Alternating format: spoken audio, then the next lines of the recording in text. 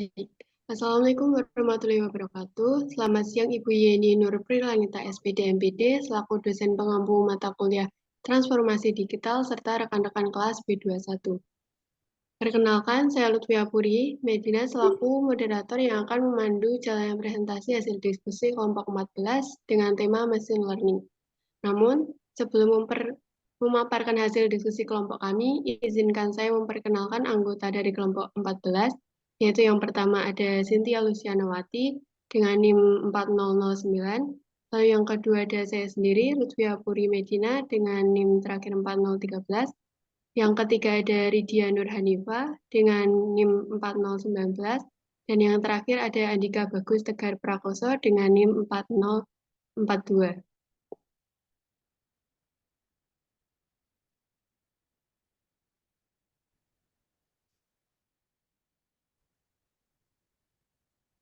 Baik, langsung saja kita mulai pemaparan materi yang pertama, yaitu pengertian machine learning.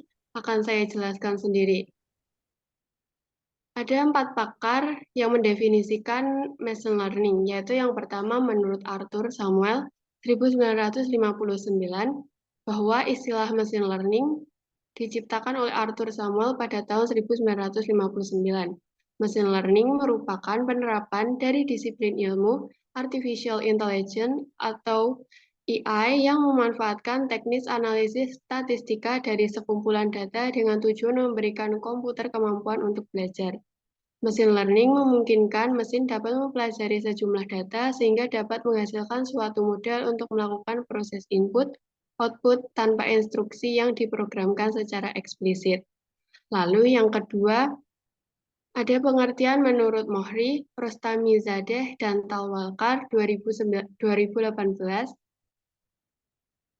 bahwa machine learning adalah bentuk artificial intelligence atau AI yang memungkinkan sistem untuk belajar dari data bukan melalui pemrograman eksplisit. Machine learning menggunakan berbagai algoritma yang secara berulang belajar dari data untuk meningkatkan, mendeskripsikan data, dan memprediksi hasil. Saat algoritma menyerap data, maka dimungkinkan untuk menghasilkan modul atau prediksi yang lebih tepat berdasarkan data tersebut. Secara luas, machine learning dapat didefinisikan sebagai metode komputasi yang menggunakan pengalaman untuk meningkatkan kinerja atau membuat prediksi. Lalu, yang ketiga menurut Goldberg dan Holland 1988, bahwa machine learning dapat didefinisikan sebagai aplikasi komputer dan algoritma matematika yang diadopsi dengan cara pembelajaran yang berasal dari data dan menghasilkan prediksi di masa yang akan datang. Lalu yang terakhir menurut Charles Schwartz dan Ben David 2013, bahwa istilah machine learning mengacu pada deteksi otomatis pola bermakna yang berada dalam suatu data. Mungkin itu pengertian dari machine learning. Selanjutnya ada manfaat machine learning yang akan dijelaskan oleh Saudari Ridya. Kepada Saudari Ridya, dipersilahkan. Baik, terima kasih atas kesempatannya. Berikut adalah beberapa manfaat machine learning di setiap bidangnya yang telah merevolusi sebagian besar kehidupan. Yang pertama itu di bidang kesehatan. Saat ini machine learning diterapkan untuk diagnosis pasien yang cepat dan pemberian perawatan kesehatan yang dipercepat. Meskipun mesin ini berada di bawah pengawasan karena dirasa tidak cukup manusiawi, namun akurasi dan ketepatan yang ditawarkan oleh mereka tak tertandingi, dari administrasi pencatatan hingga diagnosis dan perawatan yang matang. Machine learning memiliki kemampuan untuk menganalisis krisis yang dihadapi dan membandingkannya dengan berbagai skenario lain untuk perawatan dan prosedur yang tepat. Selain itu, mesin learning dapat memberdayakan robot bedah untuk membantu dokter dalam prosedur medis sambil memastikan invasi minimal dan presisi tinggi. Dalam konteks perawatan kesehatan, mesin learning dapat menjadi pendorong penting untuk diagnosis, penelitian, dan pengobatan yang efisien.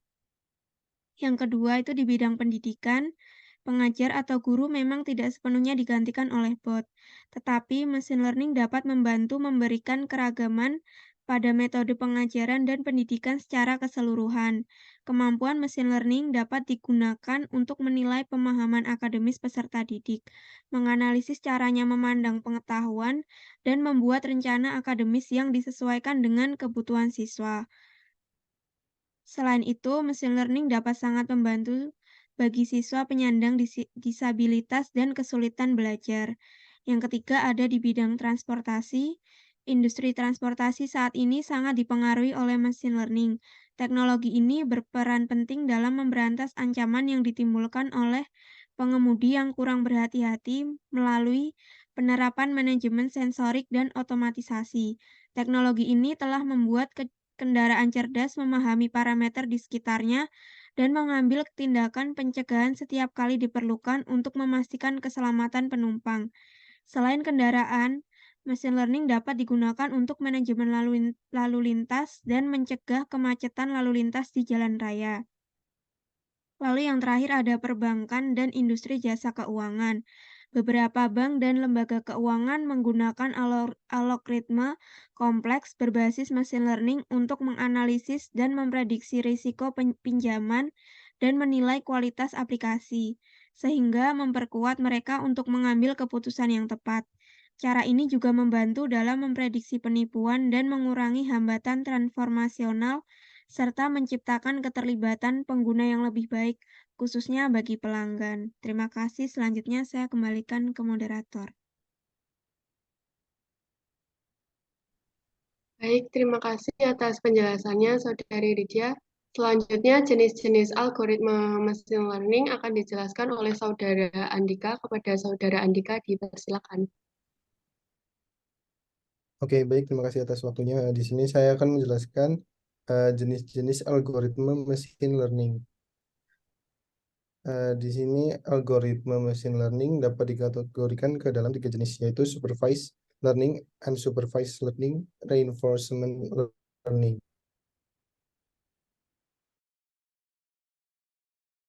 Yang pertama ada supervised learning, di mana data yang digunakan untuk melatih model memiliki label atau jawaban yang benar. Tujuan dari supervised learning adalah untuk membuat model yang dapat memprediksi label dari data yang tidak memiliki label.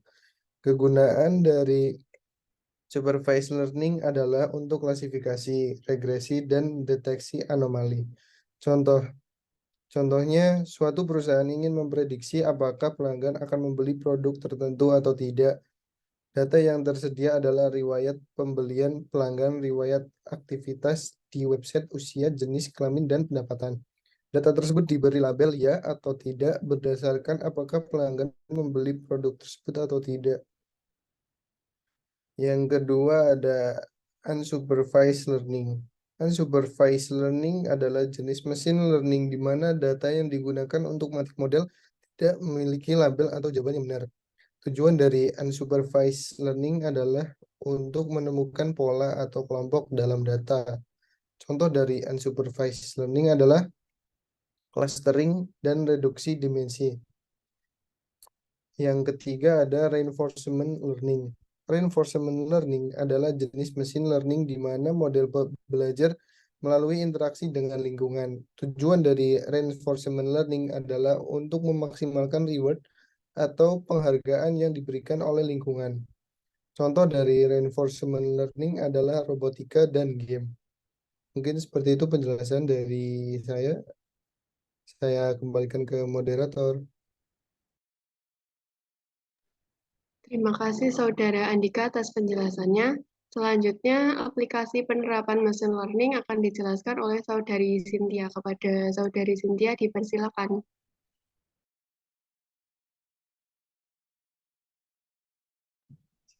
Baik, terima kasih atas waktunya. Yang selanjutnya adalah aplikasi penerapan machine learning. Salah satu aplikasi AI yang populer adalah machine learning, di mana komputer, perangkat lunak, dan perangkat bekerja melalui kognisi atau sangat mirip dengan otak manusia. Berikut ini contoh aplikasi penerapan machine learning. Yang pertama, virtual personal assistant. Saat ini terdapat berbagai virtual personal assistant seperti Google Assistant, Alexa, Cortana, dan Siri. Aplikasi ini dapat membantu dalam menemukan informasi menggunakan instruksi suara seperti memutar musik, menelpon seseorang, membuka email, menjadwalkan janji temu, dan lain-lain. Virtual Personal Assistant menggunakan algoritma machine learning. Aplikasi ini merekam instruksi suara, mengirimkannya ke server di cloud, dan mendekodekannya menggunakan algoritma machine learning dan bertindak sesuai dengan kode tersebut. Yang kedua, image recognition. Pengenalan gambar adalah salah satu aplikasi machine learning yang paling umum. Ini digunakan untuk mengidentifikasi objek, orang, tempat, gambar digital, dan lain-lain. Kasus penggunaan yang populer dari pengenalan gambar dan deteksi wajah adalah saran pemberian tag teman otomatis yang digunakan oleh Facebook. Setiap kali kita mengunggah foto dengan teman Facebook kita, maka kita secara otomatis mendapatkan saran penandaan dengan nama, dan teknologi di balik ini adalah algoritma pendeteksian dan pengenalan wajah dari machine learning. Yang ketiga, social media service. Platform media sosial memanfaatkan machine learning untuk keuntungan mereka sendiri dan pengguna. Salah satu contoh fitur di media sosial yang tanpa disadari oleh pengguna merupakan aplikasi machine learning, yaitu People You May Know. Machine learning bekerja dengan konsep sederhana, memahami dengan pengalaman. Facebook dapat merekomendasikan akun-akun yang kemungkinan kita kenal berdasarkan riwayat aktivitas kita di media sosial. Riwayat tersebut diantaranya seperti teman yang terhubung dengan kita, profil yang sering kita kunjungi, minat kita, tempat kerja, atau grup yang kita bagikan dengan seseorang, dan lain-lain. Atas dasar pembelajaran berkelanjutan tersebut, Facebook dapat memberikan saran daftar pengguna yang berpotensi dijadikan pertemanan. Yang keempat, email spam and malware filtering. Setiap kali menerima email baru, biasanya email sudah difilter secara otomatis sebagai kategori penting, normal, dan spam. Email penting biasanya diterima di kontak masuk, sedangkan email spam di kotak spam. Di kotak spam ada sejumlah pendekatan pemfilteran spam yang digunakan oleh klien email untuk memastikan bahwa filter spam ini terus diperbarui. Filter tersebut didukung oleh machine learning. Beberapa algoritma yang digunakan seperti multi-layer perceptron, decision tree, dan naive Bayes classifier digunakan untuk pemfilteran spam email dan deteksi malware. Berikut adalah beberapa filter spam yang digunakan oleh Gmail, seperti content filter, header filter, general blacklist filter, rules-based filter, dan permission filters. Yang terakhir, self-driving car. Salah satu aplikasi machine learning yang paling menarik adalah mobil yang dapat mengemudi sendiri. Machine learning memainkan peran penting dalam mobil tanpa pengemudi. Tesla merupakan manufaktur mobil paling populer dengan mengerjakan self-driving car. Teknologi ini menggunakan metode pembelajaran tanpa pengawasan untuk melatih model mobil untuk mendeteksi orang dan benda saat mengemudi. Terima kasih, saya kembalikan ke moderator. Baik, terima kasih atas penjelasannya, Saudari Cynthia. Selanjutnya, peran machine learning di era digital akan dijelaskan oleh Saudari Ridhia. Kepada Saudari Ridhia, dipersilakan. Baik, terima kasih atas waktu yang telah diberikan. Selanjutnya ada peran machine learning di era digital. Yang pertama, meningkatkan efisiensi petani. Machine learning dapat berperan dalam bidang pertanian seperti meningkatkan efisiensi petani. Dengan menggunakan bantuan teknologi machine learning, proses bertani dapat dilakukan lebih cepat dan efisien. Selain itu, penerapan machine learning dalam bidang pertanian juga dapat menurunkan resiko gagal panen dan meningkatkan hasil produksi. Yang kedua, memprediksi cuaca. Prediksi cuaca ini dapat dilakukan dengan menerapkan mesin learning.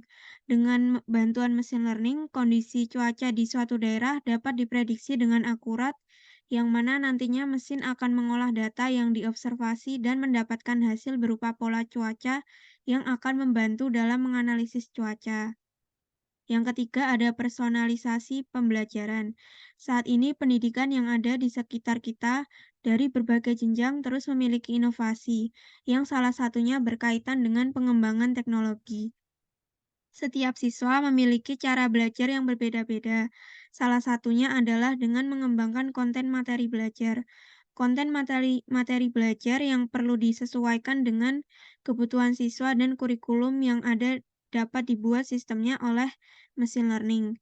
Contoh lainnya adalah education assistant yang dapat membantu siswa dalam beradaptasi ketika belajar dengan kemampuan dan kecepatan masing-masing. Yang keempat ada chatbot.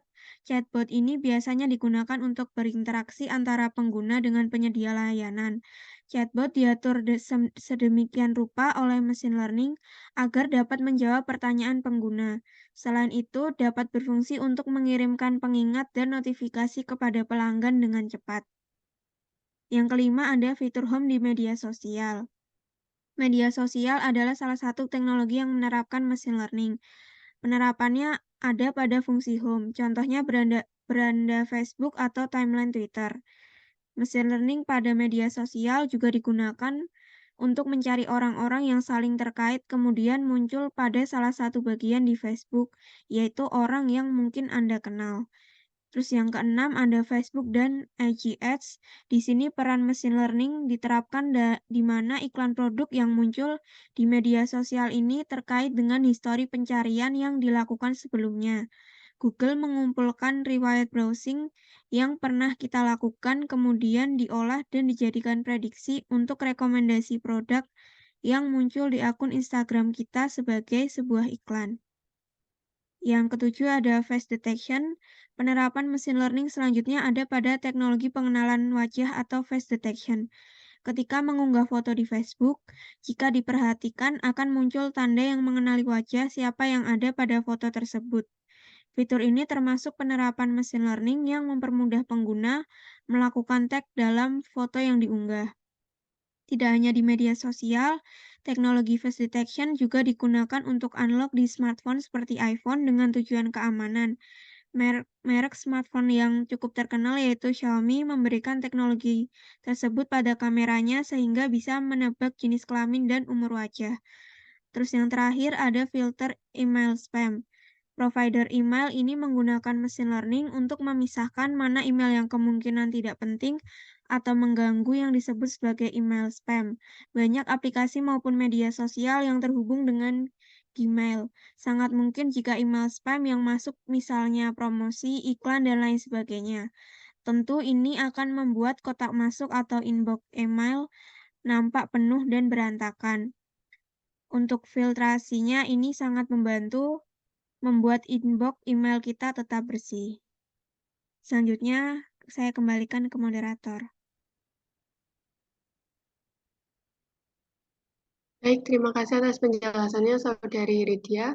Yang selanjutnya kesimpulan akan saya jelaskan. Bahwa machine learning adalah bentuk AI yang memungkinkan sistem untuk belajar dari data, bukan melalui pemrograman eksplisit. Ada beberapa variasi cara mendefinisikan jenis-jenis algoritma machine learning, tetapi umumnya dapat dibagi ke dalam kategori sesuai dengan tujuan dan kategori utamanya, meliputi supervised learning, unsupervised learning, semi-supervised learning, dan reinforcement learning. Machine learning dapat menangani kompleksitas semua sektor seperti pendidikan, kesehatan, transportasi, perbankan, dan industri jasa keuangan. Oleh karena itu, sangat masuk akal bahwa hampir semua industri akan mengembangkan berbagai kinerja berbasis algoritma yang dapat menyederhanakan pemrosesannya. Mungkin itu pemaparan materi hasil diskusi kelompok 14. Sekian presentasi dari kami. Apabila ada salah kata, mohon maaf. Wabillahi taufiq wal hidayah. Wassalamualaikum warahmatullahi wabarakatuh.